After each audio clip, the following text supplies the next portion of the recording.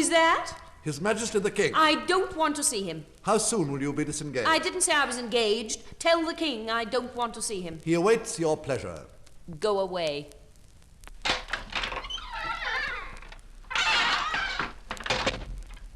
If you think that my private rooms are to be broken into at any moment because they're in the palace and the King is not a gentleman, I must take a house outside.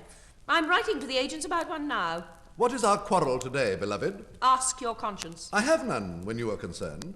You must tell me. There. What's this? Page 16. Look at it. Songs of our great-great-grandparents. What page did you say? 16. Ah, here it is. The Pilgrim of Love. Read the first 3 words, if you dare. Orinthia, my beloved. The name you pretended to invent especially for me, the only woman in the world for you, picked up out of the rubbish basket in a second-hand bookseller's, and I thought you were a poet. Well, one poet may consecrate a name for another. Orinthia is a name full of magic for me. It could not be that if I had invented it myself. I heard it at a concert of ancient music when I was a child, and I have treasured it ever since. You always have a pretty excuse. You are the king of liars and humbugs. Well, you cannot understand how a falsehood like that wounds me. Beloved, I am sorry. Put your hands in your pockets. They shall not touch me ever again. Don't pretend to be hurt unless you really are, dearest. It wrings my heart. But since when have you set up a heart? Did you buy that too, second-hand? I have something in me that winces when you are hurt, or pretend to be. Yes, I have only to squeal and you will take me up and pet me as you would a puppy run over by a car. That is what you give me when my heart demands love. I'd rather you kicked me. I should like to kick you sometimes, when you're specially aggravating, but I shouldn't do it well. I should be afraid of hurting you all the time. I believe you'd sign my death warrant without turning a hair. That is true in a way. It is wonderful how subtle your mind is, as far as it goes. It does not go as far as yours, I suppose. I don't know. Our minds go together halfway. Whether it is that your mind stops there, or else that the road forks, and you take the high road and I take the low road, I cannot say.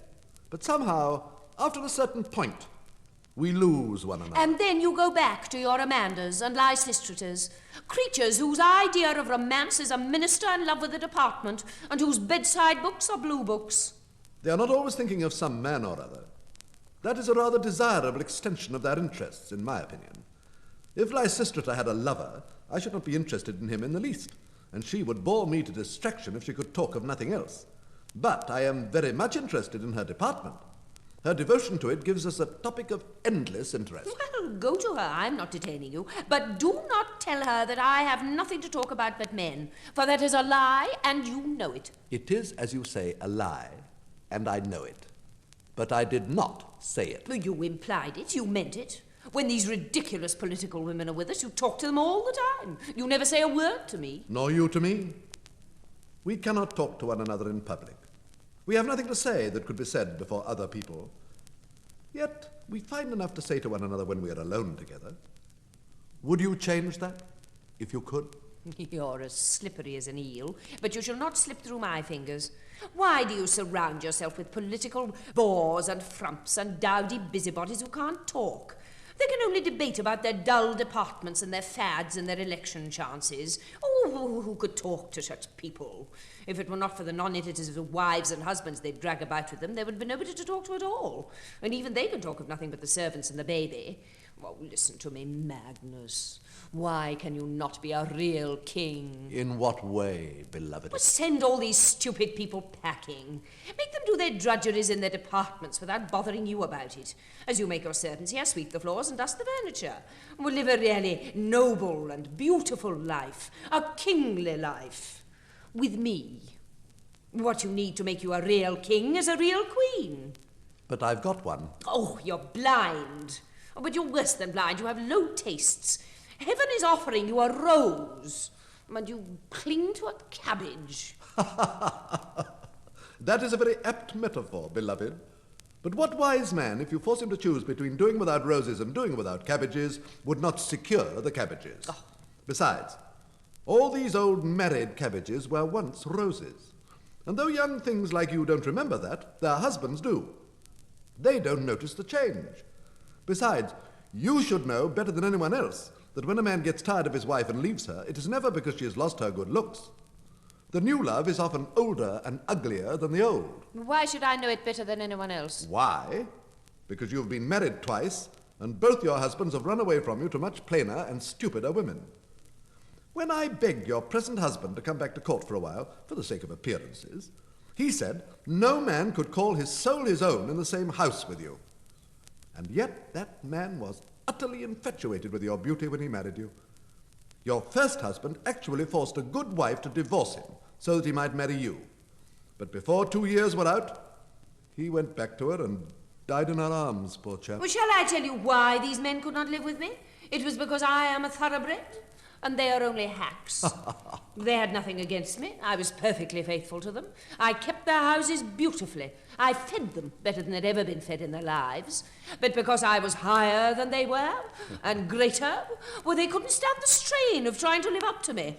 So I let them go their way, poor wretches, back to their cabbages. Well, look at that old creature Ignatius is living with now. She gives you his real measure. An excellent woman.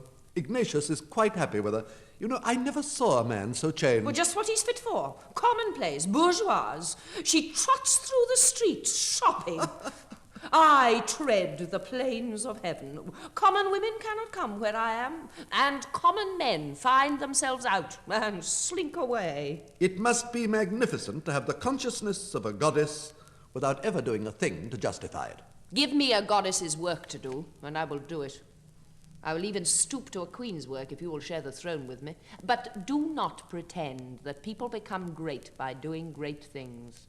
They do great things because they are great, if the great things come along. But they are great just the same when the great things do not come along. If I never did anything but sit in this room and powder my face and tell you what a clever fool you are, I should still be heavens high above the millions of common women who do their domestic duty and sacrifice themselves and run trade departments and all the rest of the vulgarities. Well, has all the tedious public work you have done made you any better? I've seen you before and after your boasted strokes of policy, and you were the same man. And would have been the same man to me, and to yourself, if you had never done them. Oh, thank God my self-consciousness is something nobler than vulgar conceit in having done something. It's what I am, not what I do, that you must worship in me. Oh, if you want deeds, well, go to your men and women of action, as you call them, who are all in a conspiracy to pretend that the mechanical things they do, the foolhardy way they risk their worthless lives, or they're getting up at 4 in the morning and working 16 hours a day for 30 years, like coral insects, makes them great. What are they for, these dull slaves? To keep the streets swept for me. To enable me to reign over them in beauty like the stars, without having anything to do with their slavery, except to console it, to dazzle it, to enable them to forget it in adoring dreams of me. Am I not worth it? Look into my eyes and tell me the truth. Am I worth it or not? To me, who love beauty, yes. But you should hear the speeches Balbus makes about your pension. And my debts. Oh, do not forget my debts. My mortgages, the bill of sale on my furniture, the thousands I've had from the moneylenders to save me from being sold up because I will not borrow from my friends. Or lecture me again about them. But do not dare pretend that the people grudge me my pension. They glory in it, and in my extravagance, as you call it. By the way, Orinthia, when your dressmakers took up that last bill for you, they were speculating, were they not, in your chances of becoming my queen someday. Well, what if they were? They would hardly have ventured on that without a hint from somebody. Was it from you? Oh, you think me capable of that? You have a very low side to you, Magnus. No doubt. Like other mortal fabrics, I have a wrong side and a right side. But it is no use you giving yourself airs, belovedest. You are capable of anything. Do you deny there was some suggestion of the kind? How dare you challenge me to deny it? I never deny. Oh, well, of course there was a suggestion of the kind. I thought so. Oh, stupid, stupid go-keeper grocer's shop, that is what you're fit for. Do you suppose that the suggestion came from me? Why, you great oaf, it is in the air. When my dressmaker hinted at it, I told her that if she ever dared to repeat such a thing, she would never get another order from me. But can I help people seeing what is as plain as the sun in the heavens? Everyone knows that I am the real queen. Everyone treats me as the real queen. Well, they cheer me in the streets. When I open one of the art exhibitions or launch a new ship, well, they crowd the place out. I am one of nature's queens, and they know it. And if you do not, well, you are not one of nature's kings. Sublime, sublime. Nothing but genuine inspiration could give a woman such cheek. Inspiration, not cheek. Magnus, when are you going to face my destiny? And your own? But my wife, the queen, what is to become of my poor dear Jemima? Oh, drown her, shoot her. Tell your chauffeur to drive her into the Serpentine and leave her there. The woman makes you ridiculous. Oh, I don't think I should like that. And the public would think it ill-natured. Oh, you know what I mean. Divorce her. Make her divorce you. It's quite easy. That was how Ronnie married me. Everybody does it when they need a change. But I can't imagine what I should do without Jemima. Well, nobody else can imagine what you do with her. But you need not do without her. You can see as much of her as you like when we are married. Why, I shall not be jealous and make scenes. That is very magnanimous of you, but I am afraid it does not settle the difficulty. Jemima would not think it right to keep up her present intimacy with me if I were married to you. Oh, what a woman! Would she be in any worse position then than I am in now? No. Oh, you mean then that you do not mind placing me in a position that you do not think good enough for her? Orinthia, I did not place you in your present position. You placed yourself in it. I could not resist you. You gathered me like a daisy. Did you want to resist me? Oh, no. I never resist temptation, because I have found that things that are bad for me do not tempt me. Well then, what are we talking about? I forget. I think I was explaining the impossibility of my wife changing places with you. Well, why impossible, pray? I cannot make you understand. You see, you have never been really married, though you have led 2 captives to the altar and borne children to one of them. Being your husband is only a job for which one man will do as well as another, and which the last man holds subject to 6 months' notice in the divorce court. Being my wife is something quite different. The smallest derogation to Jemima's dignity would hit me like the lash of a whip across the face. About yours, somehow, I don't care a rap. Nothing can derogate from my dignity. It is divine. Hers is only a convention. That is why you tremble when it is challenged. Not a bit. It is because she is a part of my real workaday self. You belong to fairyland. But suppose she dies. Will you die too? Not immediately. I shall have to carry on as best I can without her, though the prospect terrifies me. Might not carrying on without her include marrying me? My dear Orinthia, I'd rather marry the devil. Being a wife is not your job. You think so because you have no imagination. And you don't know me because I've never let you really possess me. I should make you more happy than any man has ever yet been on earth. I defy you to make me more happy than our strangely innocent relations have already made me. You talk like a child or a saint. I can give you a new life, one of which you have no conception. I can give you beautiful, wonderful children. Have you ever seen a lovelier boy than my Basil? Your children are beautiful, but they are fairy children, and I have several very real ones already.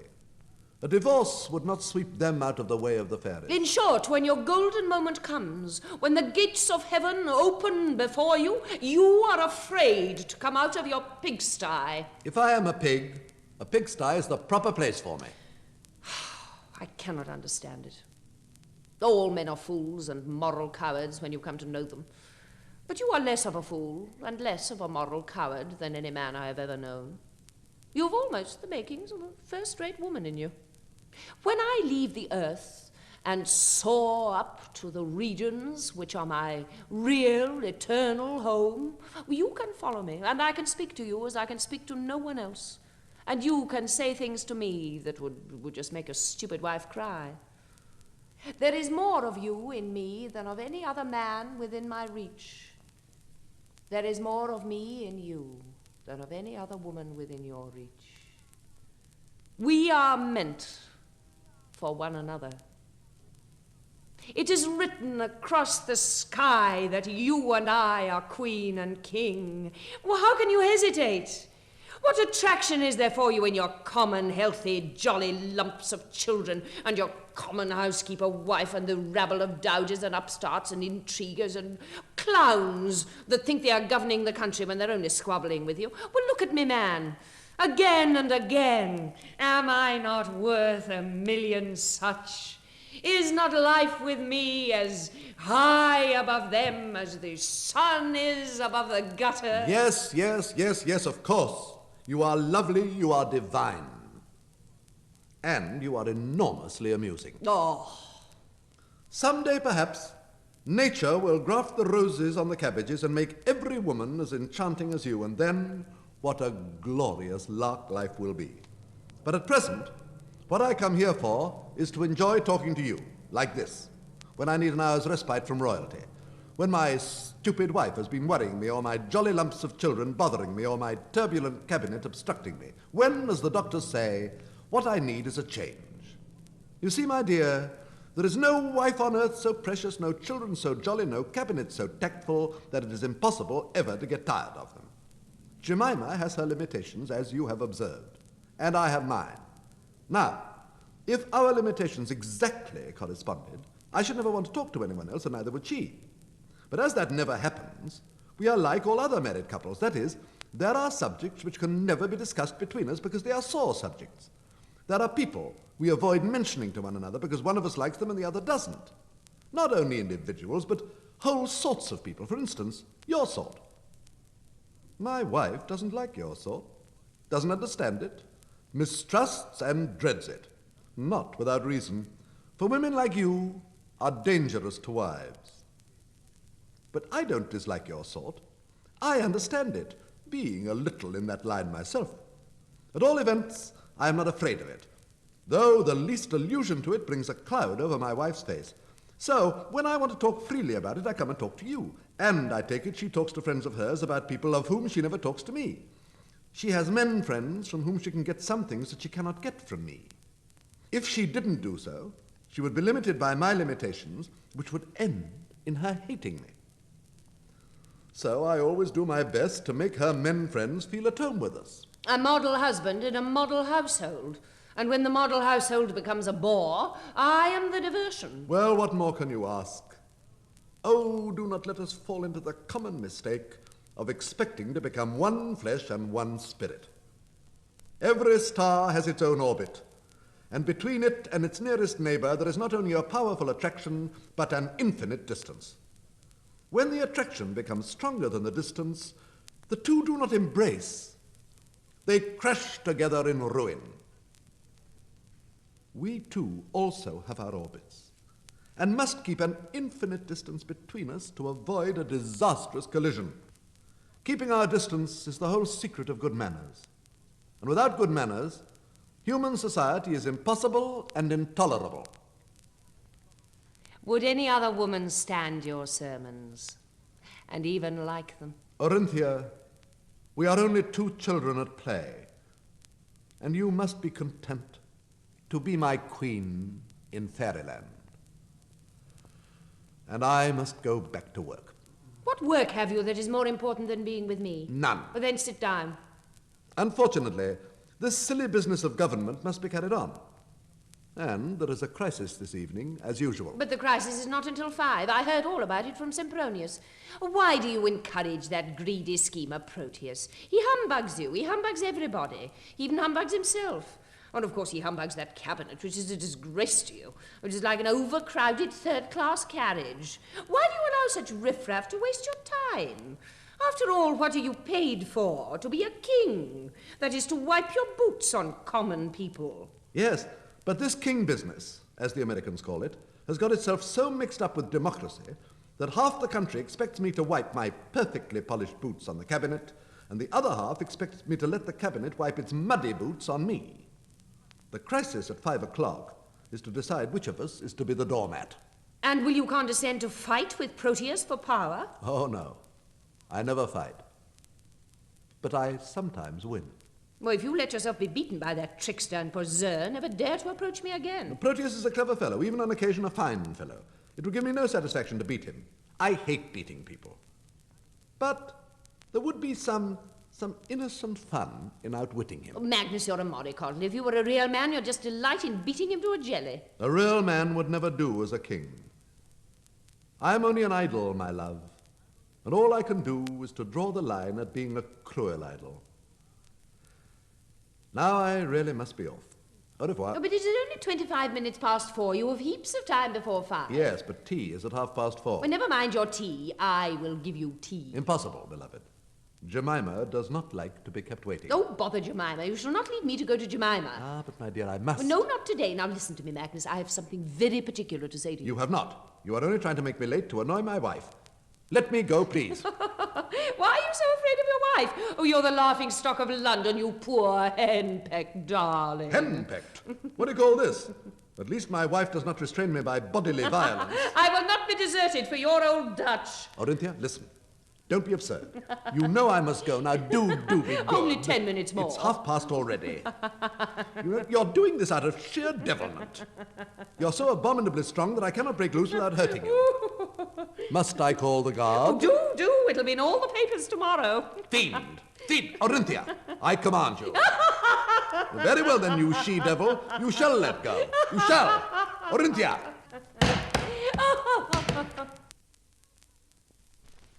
I can remember. The months of November and December were filled for me with peculiar joys, so different from those of other boys.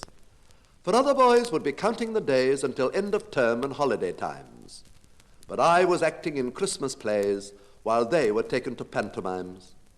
I didn't envy their Eton suits, their children's dances and Christmas trees. My life had wonderful substitutes for such conventional treats as these. I didn't envy their country larks, their organized games in panelled halls. While they made snowmen in stately parks, I was counting the curtain calls. I remember the auditions, the nerve-wracking auditions, darkened auditorium and empty, dusty stage. Little girls in ballet dresses practicing positions, gentlemen with pince-nez, asking you your age. Hopefulness and nervousness struggling within you, dreading that familiar phrase, "Thank you, dear, no more." Straining every muscle, every tendon, every sinew to do your dance much better than you'd ever done before. Think of your performance. Never mind the others. Never mind the pianist. Talent must prevail. Never mind the baleful eyes of other children's mothers, glaring from the corners and willing you to fail. I can remember. The months of November and December were more significant to me than other months could ever be. For they were the months of high romance, when destiny waited on tiptoe, when every boy actor stood a chance of getting into a Christmas show. Not for me the dubious heaven of being some prefect's protege. Not for me the second 11. For me, 2 performances a day. Ah, those first rehearsals, only very few lines, rushing home to mother, learning them by heart, enter left through window, dots to mark the cue lines, exit with the others. Still, it was a part. Opening performance, legs a bit unsteady, dedicated tension, shivers down the spine, powder, grease, and eye black, sticks of makeup ready, Leichner number 3 and number 5 and number 9. World of strange enchantment, magic for a small boy, dreaming of the future, reaching for the crown. Rigid in the dressing room, listening for the call boy. Overture beginners, everybody down. I can remember. The months of November and December, although climatically cold and damp, meant more to me than Aladdin's lamp. I see myself, having got a job, walking on wings along the Strand, uncertain whether to laugh or sob, and clutching tightly my mother's hand. I never cared who scored the goal, or which side won the silver cup. I never learned to bat or bowl, but I heard the curtain going up.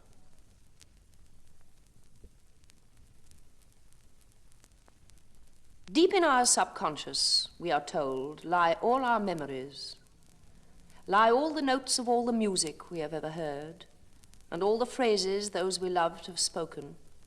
Sorrows and losses time has since consoled, family jokes, outmoded anecdotes, each sentimental souvenir and token, everything seen, experienced, each word addressed to us in infancy, before we could even know or understand the implications of our wonderland.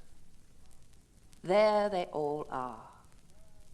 The legendary lies, the birthday treats, the sights, the sounds, the tears, forgotten debris of forgotten years, waiting to be recalled, waiting to rise before our world dissolves before our eyes, waiting for some small, intimate reminder, a word, a tune, a known familiar scent, an echo from the past when, innocent, we looked upon the present with delight and doubted not the future would be kinder and never knew the loneliness of night. They were married and lived happily ever after. But before living happily ever after, they drove to Paddington Station where, acutely embarrassed, harassed and harried, bruised by excessive jubilation and suffering from strain, they got into a train and, having settled themselves in a reserved carriage, sought relief with jokes and nervous laughter from the sudden, frightening awareness of their marriage. Caught in the web their fate had spun, they watched the suburbs sliding by. Rows of small houses neatly matched, safe, respectable, semi-detached. Lines of gardens like pale green stripes, men in shirt sleeves smoking pipes, making the most of a watery sun in a watery English sky. Then pollarded willows and the river curving between high trees and under low grey bridges, flowing through busy locks, looping and swerving past formal gardens bright with daffodils. Further away, the unpretentious hills rising in gentle, misty ridges, quiet, insular, and proud, under their canopies of cloud. Presently, the silence between them broke. Edward, tremulous in his new tweed suit, and Lavinia, pale beneath her violet toque, opened the picnic basket, lovingly packed by loving hands only this morning. No. Those sardine sandwiches were neatly stacked, lost centuries ago. The pale cold chicken, hard-boiled eggs and fruit, the cheese and biscuits and Madeira cake were all assembled in another life.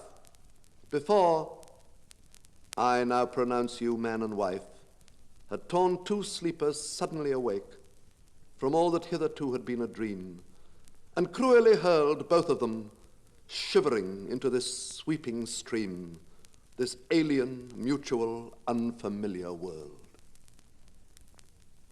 A little later, fortified by champagne, they sat, relaxed but disinclined to talk, feeling the changing rhythms of the train bearing them onward through West Country towns. Outside in the half-light, serene and still, they saw the fading Somersetshire downs, and gleaming on the side of a smooth, long hill, a white horse carved in chalk. Later still, in a flurry of rain, they arrived at their destination, and with panic gripping their hearts again, they drove from the noisy station to a bright, impersonal double room in the best hotel in Ilfracombe. They opened the window and stared outside at the outline of a curving bay, at dark cliffs crouching in the spray and wet sand bared by the falling tide. The scudding clouds and the rain-furrowed sea mocked at their desperate chastity. Inside the room, the gas globes shed, contemptuous of their bridal night, a hard, implacable yellow light on a hard, implacable double bed. The fluted mahogany looking-glass reflected their prison of blazing brass. Crude, unendurable, unkind. And then, quite suddenly, with a blind, instinctive gesture of loving grace, she lifted her hand and touched his face.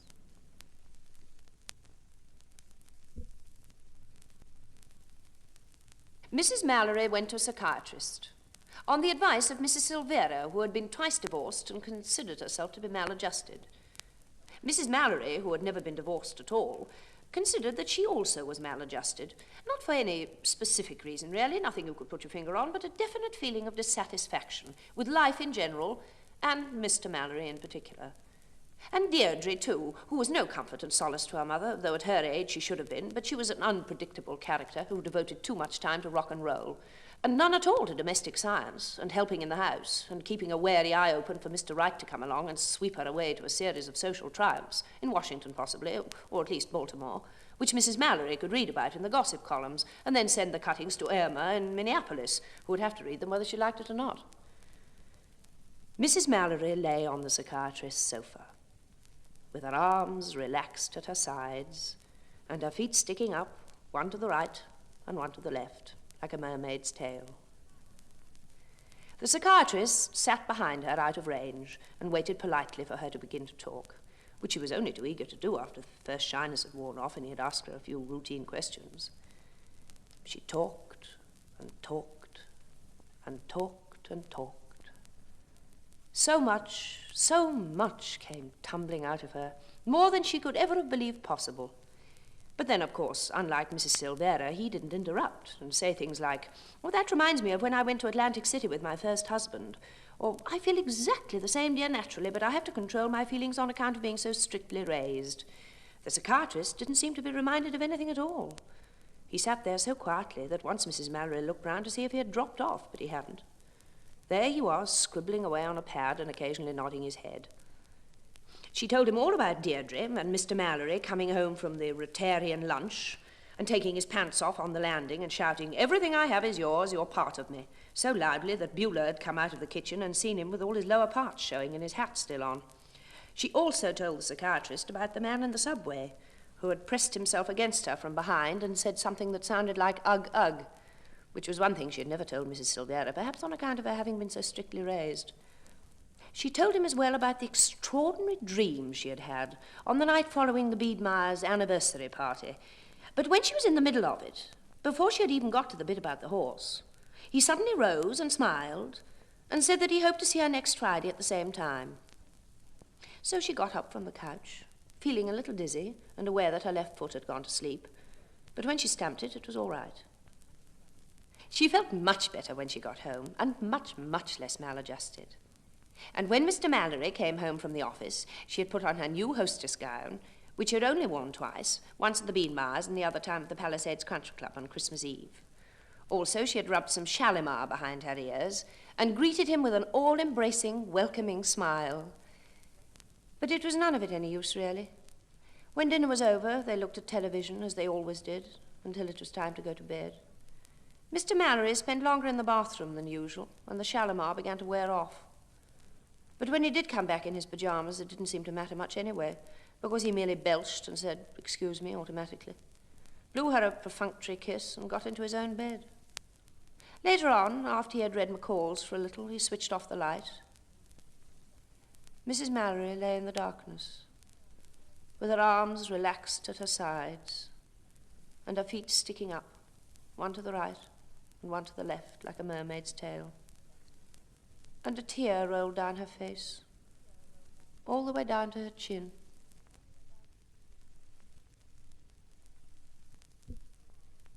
Christopher Marlowe or Francis Bacon, the author of Lear, remains unshaken. Willie Herbert or Mary Fitton, what does it matter? The sonnets were written.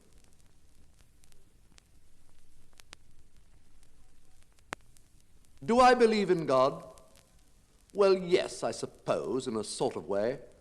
It's really terribly hard to say. I'm sure that there must be, of course, some kind of vital motive force, some power that holds the winning cards behind life's ambiguous facades. But whether you think me odd or not, I can't decide if it's God or not. I look at the changing sea and sky and try to picture eternity. I gaze at immensities of blue and say to myself, it can't be true that somewhere up in that abstract sphere are all the people who once were here, attired in white and shapeless gowns, sitting on clouds like eiderdowns, plucking at harps and twanging lutes, with cherubim in their birthday suits. Set in an ageless, timeless dream, part of a formulated scheme, formulated before the flood, before the amoeba left the mud, and, stranded upon a rocky shelf, proceeded to subdivide itself. I look at the changing sea and sky and try to picture infinity. I gaze at a multitude of stars, envisaging the men on Mars, wondering if they too are torn between their sunset and their dawn by dreadful, night-engendered fears of what may lie beyond their years. And if they too, through thick and thin, are dogged by consciousness of sin, have they, to give them self-reliance, a form of Martian Christian Science? Or do they live in constant hope of dispensations from some pope? Are they pursued from womb to tomb by hideous prophecies of doom? Have they cathedral, church, or chapel? Are they concerned with Adam's apple? Have they immortal souls like us? Or are they less presumptuous?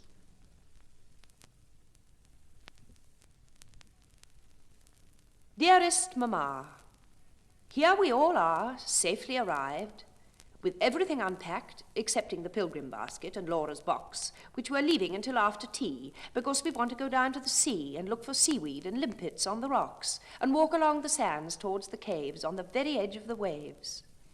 We had, on the whole, a very agreeable journey, but for the fact that poor Belinda, everything always happens to Belinda, got something in her eye, a piece of cinder. You can imagine the relief when Nanny cleverly managed to extract the sharp invader with her handkerchief. The name of our landlady is Mrs. Gurney. Later, after tea. Dearest Mamma, how glad, how proud you'll be. Arnold has paddled twice. At first he was frightened and sat down and cried on that hard kind of sand that's wrinkled by the tide, until Nanny produced a piece of coconut ice which we had bought in a shop on the parade. Soon his tears dried. Then suddenly, unafraid, away he went, brave as a lion, upheld on each side by Belinda and Brian, a tiny epitome of hearts of oak, kicking the little wavelets as they broke. For tea we had shrimps and cake and bread and butter. And they were pink, the shrimps, I mean, bright pink. Can you imagine what Aunt Knox would think? Can you not hear the prophecies she'd utter, her disapproving tone, her fearful warning that we should all be dead before the morning? These lodgings are very comfortable, though we haven't yet tried the beds. Belinda and Laura are in the front, with a lithograph of Cain and Abel and The Light of the World by Holman Hunt hanging above their heads. Nanny's bedroom, which Arnold shares, is across the landing and down 3 stairs. Brian and I have 2 small rooms on the very topmost floor. His is in front and mine's at the back, and a picture faces my door which someone got out of an almanac, a picture of dashing young hussars galloping off to war. On the chest of drawers by the looking-glass there is, imagine, dried pampas grass, waving its fusty, dusty plumes from a yellow Japanese vase. But I can see over the sleeping town, to the curving line of the Sussex Down, and the sky, and the moon, and the stars. Dearest Mamma, here we all are, missing you so, and wishing you could share this pleasant gaslit room, and the bracing air, and the prospect of tomorrow. For we are going on a picnic to a little bay, beyond the lighthouse, several miles away. Nanny has arranged with a Mr. Wells to drive us in his wagonette, unless, of course, it's wet. And Mrs. Gurney says that we can borrow a wicker basket that she has, with handles, in which to put the shells and coloured pebbles that we hope to find on the deserted shore. because it seems this particular beach is out of reach of ordinary visitors and is therefore lonely. Oh, dearest Mamma, if only you could be here with us. Now I must close this untidy, rambling letter, for Nanny has come in with our bedroom candles. We all of us pray Papa will soon be better, and that tomorrow's weather will be fine. Your loving and devoted Caroline.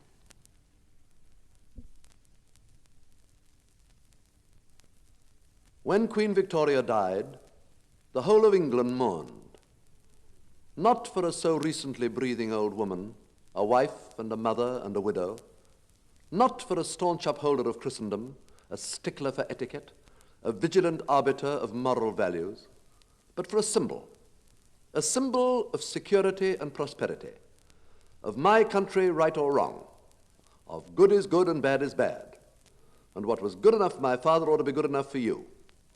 And if you don't eat your tapioca pudding, you will be locked in your bedroom and given nothing but bread and water over and over again until you come to your senses and are weak and pale and famished and say, breathlessly, hopelessly, and with hate in your heart, please, Papa, I would now like some tapioca pudding very much indeed.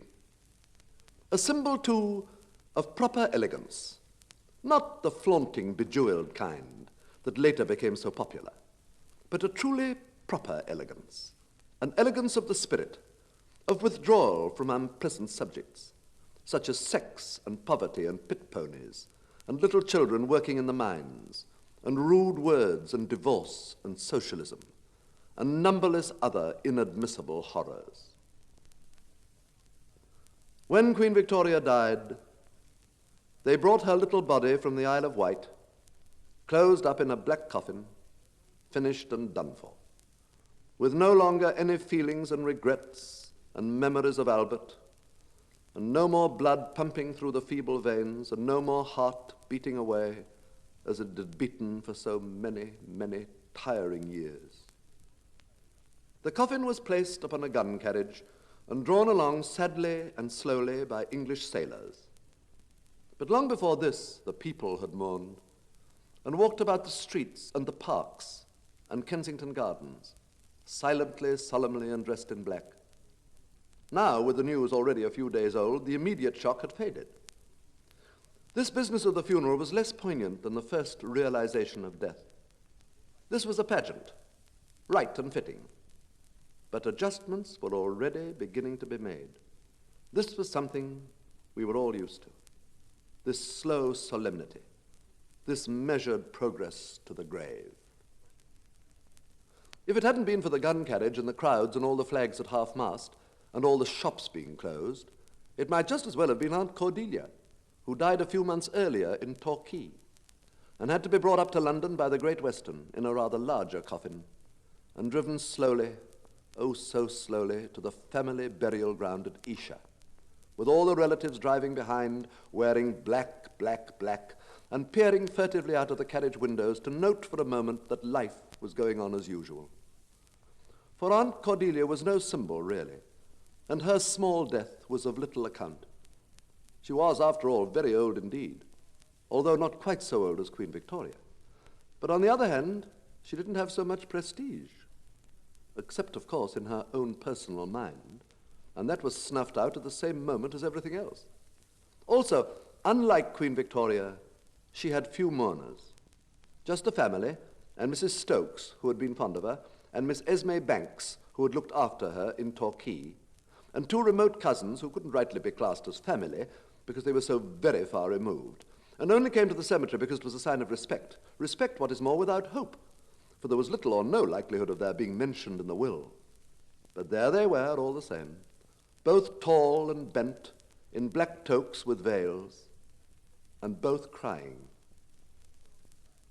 When Queen Victoria died and was buried, and the gun carriage was dragged empty away again, the shops reopened and so did the theatres, although business was none too good. But still it improved after a while, and everyone began to make plans for the coronation. And it looked as if nothing much had happened. And perhaps nothing much had, really, except that an era, an epoch, an attitude of mind was ended. There would be other eras and epochs and attitudes of mind, but never quite the same.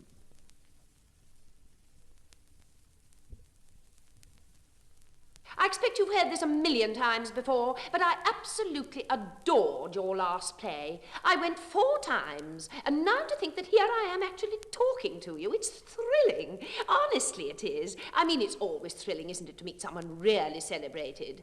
I mean, someone who really does things. I expect all this is a terrible bore for you. After all, you go everywhere and know everybody. It must be wonderful to go absolutely everywhere, know absolutely everybody, and oh dear. And then to have to listen to someone like me.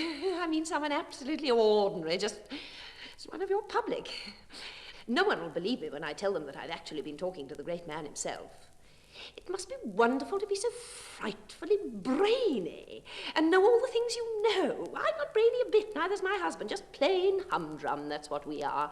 Oh, but we do come up to town occasionally and go to shows and things. Actually, my husband's quite a good critic.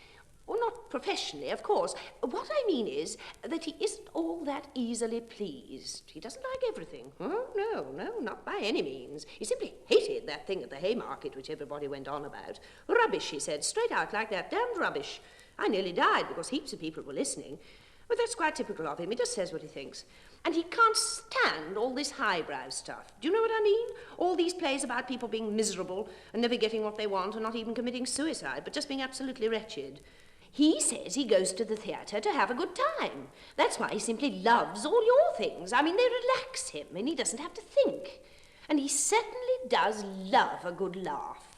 You should have seen him the other night when we went to that film with what's-her-name in it. I can't remember the title. Oh, I thought I'd have a fit. Honestly, I did. You must know the one I mean, the one about the man who comes home and finds his wife has been carrying on with his best friend. And of course he's furious at first, and then he decides to teach her a lesson. You must have seen it. I wish I could remember the name. But that's absolutely typical of me. I've got a head like a sieve. I keep on forgetting things, and as for names, well, I just can't for the life of me remember them. Faces, yes.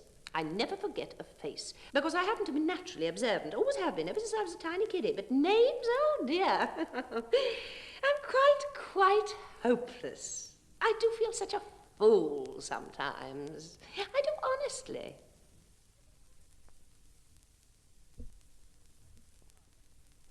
I feel inclined to send a teeny-weeny admonishment to dear Signor Bellini for having seriously tried to form a coherent opera from Norma. I think we must face the fact that Carmen by Bizet is no more Spanish than the Champs-Élysées. Should I desire to be driven mad, I'd book a seat for Herodiad, which, although it's by Massenet, who wrote Manon, is really not a good thing to Planon, and gives me, by and large, more claustrophobia than Faust. I often say, for which opera lovers attack me, that if I were a soprano, I'd let them sack me before I'd sing Lakme. Nobody sane could bear to read a detailed synopsis of Aida, and we all know that the plot of La Gioconda is apt to wander. But neither of these so arch and sticky is as Giannis Kiki is. Though Wolfgang Mozart wrote the magic flute, he also, alas, composed Così van tutti, the roguishness of which is più male than Don Pasquale. But then poor Donizetti was likewise not too hot at choosing libretti. Then there are those Rosencavaliers and Fledermauses, written by all those Strausses, which play to crowded houses, and to me are louses. There really couldn't be a sillier story than Il Trovatore. And yet, oh, just think of the libretto of Rigoletto. Both of these were set to music by Verdi. How dare thee? On the other hand, we must admit that Thais is more concise. And fairly nice. We must also admit that every Victorian hurdy-gurdy owes a deep debt of gratitude to Giuseppe Verdi.